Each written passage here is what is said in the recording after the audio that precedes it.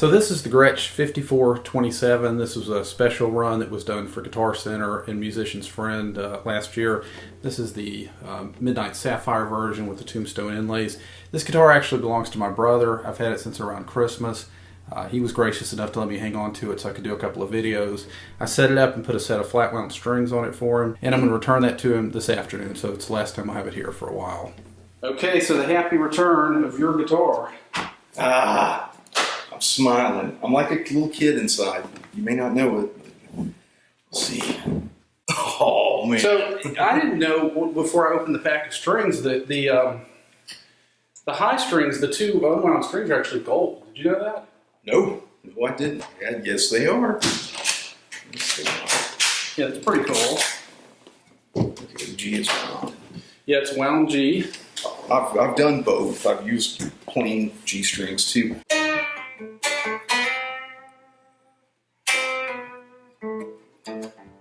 Hello, Sadie. Come here. Here's a good girl. So something interesting about this guitar, you know, this is the 5427. This is a special run that Gretsch did for Guitar Center and Musician's Friend. But there is a new version of the 5420, the standard Gretsch. They revamped the guitar for 2022, and it looks like this has turned into the new 5420.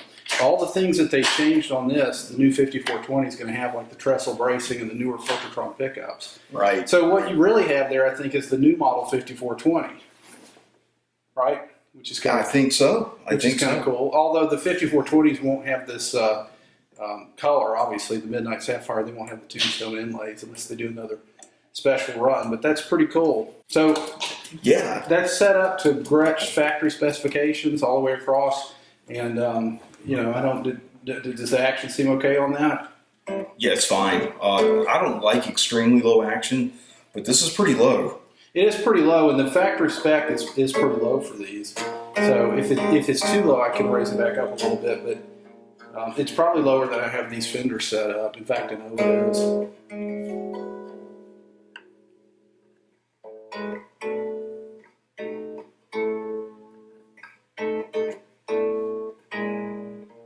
So you've got a lot of blue guitars now. It's time to pick something out of a different color, maybe a red one. Yeah, well, anything but blue. Or green. This guitar almost looks black in the light, though. It's such a different shade of blue. And really, these are, too. I don't know how well the camera's picking this up, but this is a Fender American Ultra, which is, I think they call it cobalt blue. And that's a fairly deep blue. The Telecaster behind it is lake placid blue. It's got a lot more green in it. So they're all blue, but they're very different shades of blue. They are. Yeah, it's not like you have three lake placid blue guitars. Dark, not as dark. Right, and the gold hardware in the binding really sets this one off too, like around the F-hole. I mean, it's such a cool look. The Bixby feels better on this too. I don't know if you probably didn't. It's soft. Yeah, then the 5420s, the 5420 that I have, the outgoing model, not only is it softer, but the bar stands up further away from the strings. A lot of people, you may not know this, a lot of people actually modify, there's an aftermarket spring, there are several different versions available that people will put into to the 5420s to give it the feel that this one already has. So that's kind of cool. And I appreciate you letting me borrow the guitar for so long. I've had the guitar since, what, Christmas? About Christmas? Yeah, about Christmas. It's been a while. I missed my baby. You have some other cool guitars to play. I do. So I don't really have to worry, too much about not being able to play. I play this one probably 80% of the time. Right. No particular reason, just whatever I'm in the mood for, It's, I like them both. But yeah, that kept me going until I can get this thing. But this is just, this guitar is totally different. Than the regular electrics. I mean, it's for jazz, especially rockabilly. Yeah, really anything. Stuff, the Chet stuff, But it can do some blues and that sort of thing. But it's a totally different sound. I mean, so.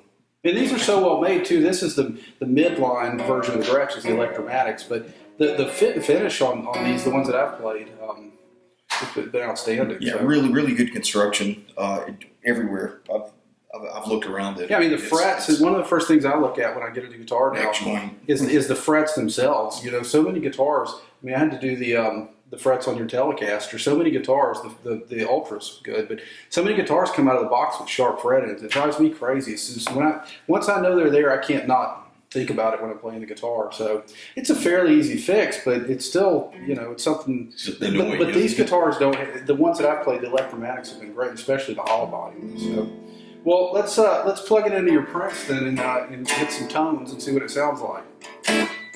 Yeah, let's do that.